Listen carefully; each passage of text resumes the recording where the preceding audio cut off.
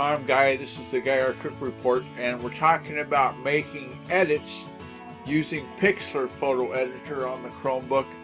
And that is because we take pictures of the negatives, pictures if you will, of the negatives with our smartphone. And then we export those to Google Photos.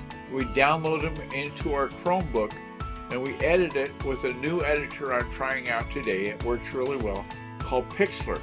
All you do is you start up the Pixlr app in your Chromebook.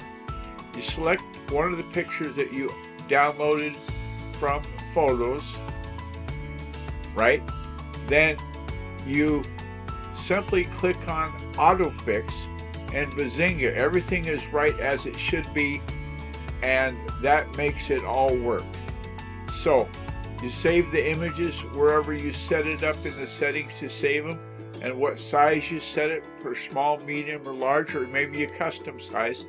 And there you have it, Pixlr photo editor, editing pictures via the Chromebook because it's an app and it works great. Okay, I'll tell you more later about taking scans of the negatives with your smartphone in another episode of the Guy Our Cook Report.